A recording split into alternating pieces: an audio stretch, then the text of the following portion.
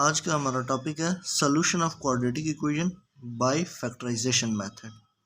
इससे पिछली वीडियो में हमने खाली देखी थी कि क्वाड्रेटिक इक्वेशन क्या होती है और उसकी जनरल फॉर्म क्या होती है। तो हमने पढ़ा था कि ऐसी इक्वेशन, ऐसा पोलिनोमियल जिसकी मैक्सिमम पावर 2 होती है, जिसमें वेरिएबल की मैक्सिमम पावर 2 होती है, उसको हम क्वाड्रेटिक इक्वेशन कहते हैं। तो ये क्वाड्रेटिक इक्वेशन है, उसका सलूशन आज हमने पढ़ना है by factorisation method. Quadratic equation solve करने के 3 मेथड होते हैं जो हम जनरली पढ़ते हैं फर्स्ट ईयर की बुक में। पहला होता है फैक्टराइजेशन, दूसरा बाई कंप्लीटिंग स्क्वायर और तीसरा होता है बाई क्वाड्रेटिक फार्मूला। तो यहाँ पे हम पढ़ेंगे बाई फैक्टराइजेशन। तो देखते हैं फैक्टराइजेशन के ज़रिए हम कैसे इसका सलूशन फाइंड कर सकते हैं। तो फैक्टराइजेशन मेथड के मुताबिक आप ये करते हैं कि जो एक्स स्क्वायर वाली टर्म होती है उसका कोफिशेंट और जो कांस्टेंट टर्म है उसका कोफिशेंट को आपस में मल्टीप्लाई करते हैं। 9 5 ज़र 45, यहाँ पे माइनस है, इधर प्लस है, प्लस माइनस माइनस, तो ये -45 आ गया। इन दोनों को मल्टीप्लाई करने से आ गया -45। अब माइनस को छोड़ दें, आप खाली 45 ले लें। अब देखें कि 45 कौन कौन से टेबल में आता है, किस किस नंबर के टेबल में आता है। 1 के टेबल में आता है, yes, 1 multiplying by 45 equal to 45 आता है। उसके बाद आप 2 के टेबल में देखें, 2 के टेबल में 45 नहीं आता, यानी 2 1 ज़र 2 2 2 ज़र 4 2 3 ज़र 6 2 4 ज़र 8, ऐसे करके ये 2 के टेबल में नहीं आता, ठीक है। इसके बाद 3 के टेबल में आता है, यस, 15 3 ज़र 45। ठीक है, मैं एक तरतीब से चल रहा हूँ, पहले 1 के टेबल में देख रहा हूँ, फिर 2 में, फिर 3 में, 4 में, करते करते 45 तक जाना है आपने। 3 के बाद आता है 4 के टेबल में, ये नहीं आएगा, आप बेशक टेबल पूरा पढ़ के देख लें। 5 के टेबल में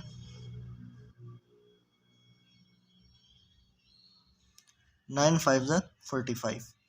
उसके बाद 5 के बाद 6 के टेबल में नहीं आएगा, 7 में भी नहीं आएगा, 8 में भी नहीं आएगा, 9 में भी नहीं आएगा। 9 में आएगा, 9 में यही है, 9 5 ज़र 45, तो यही पहले 9 आ जाएगा, फिर 5 आ जाएगा, तो ये 45 एक दफ़ा हमने लिख दिया, ठीक है। मतलब ऐसे करके आएगा ना, 9 5 ज़र 45, तो यही चीज़ तो हमने पहले लिख ली है, सिर्फ अब पहले बाद में कर दिया। ये 5 पहले है, 9 बाद में, इधर 9 5 बाद में है, 9 पहले, जबकि ये दोनों मल्टीप्लाई हो रहे हैं तो इससे कोई फ़र्क नहीं पड़ता, तो आप एक ही लिख लें। ये 9 के बाद ये फिर आगे जाके 45 से ही होता है, 45 1 ज़र 45, तो 45 1 ज़र 45 या 1 45 ज़र 45 एक ही बात है, तो ये भी लिखा हुआ।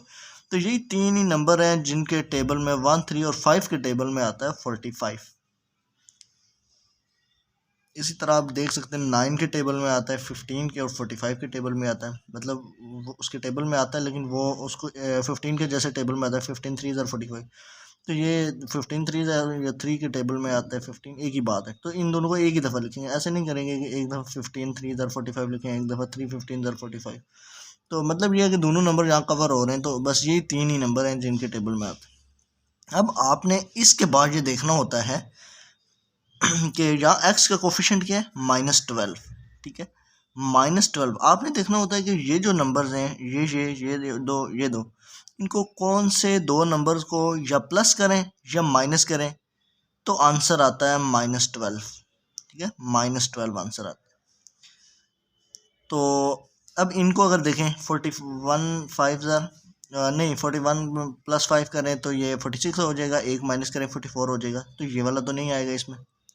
अब इनको अगर देखें, मैं पहले इसको देखता हूँ, 9 + 5 14 आता है, और 9 में से 5 माइनस करें तो आता है 4, तो ये 4 और 14 ये हैं, ये 12 -12 के इक्वल नहीं है, तो इसका मतलब ये भी नहीं होगा। अब इसको देखते हैं, अब 15 में 3 ऐड करें तो 18 आता है, तो ये तो नहीं हो सकता, लेकिन 15 में से 3 माइनस करें तो 12 आता है, तो इसका मतलब है ये बात सही है, ये 12 है, इधर भी 12 आ गया है, ठीक है।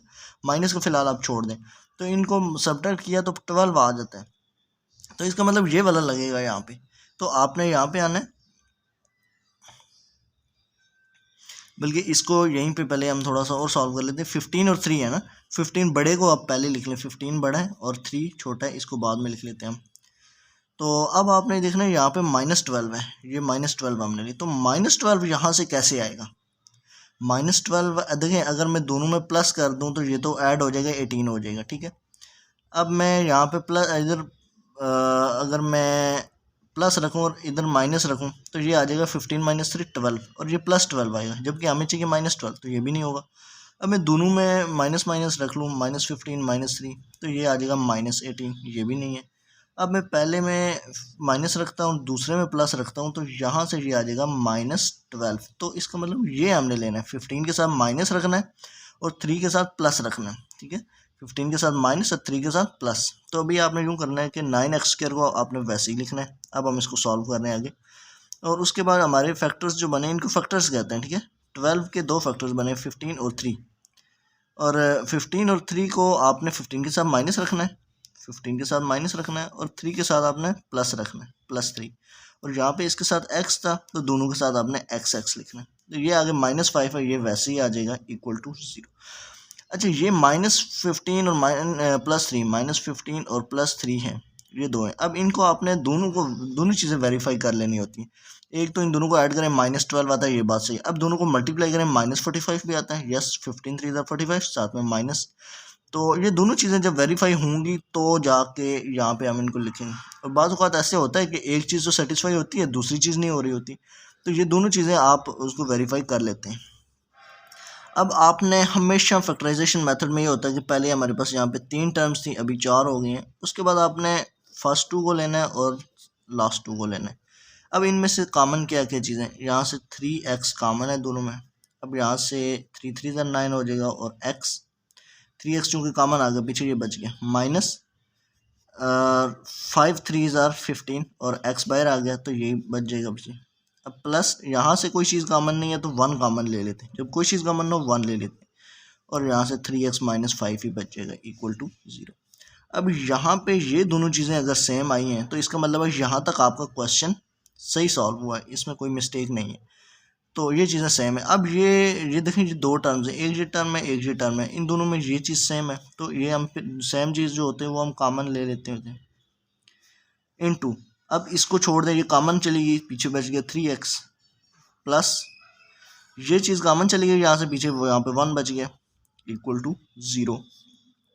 अब इसके देखिए ये दोनों चीज़ें 0 हैं, तो दोनों चीज़ें जब 0 होती हैं, दो चीज़ें मल्टीप्लाई हो रही हों और वो 0 के इक्वल हों, तो वो दोनों बारी बारी उनको 0 करते हैं।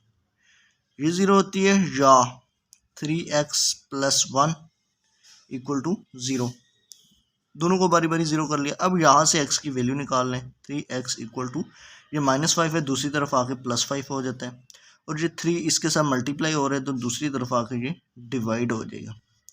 ये रूल होते हैं, एक तरफ जो चीज़ माइनस होती है दूसरी तरफ प्लस, एक तरफ प्लस होती है दूसरी तरफ माइनस, एक तरफ मल्टीप्लाई चीज़ दूसरी तरफ डिवाइड होती है, और एक तरफ डिवाइड चीज़ दूसरी तरफ मल्टीप्लाई होती है।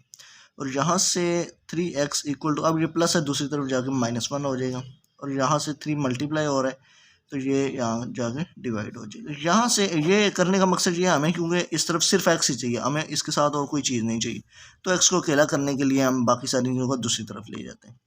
तो ये दो आंसर आ गए, x को 5/3 और -1/3। इसको हम सोल्यूशन सेट में लिख सकते हैं, 5/3 और -1/3। तो ये हमारे पास आंसर आ गया है, और ये आंसर आया हमारे पास क्वाड्रेटिक इक्वेशन का।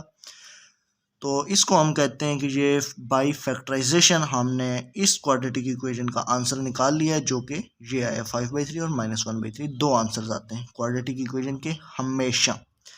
तो आज के लिए इतना काफ़ी है, अपना बहुत सारा ख्याल रखें, और अगली वीडियो में हम क्वाड्रेटिक फार्मूले से क्वेश्चन को सॉल्व करेंगे।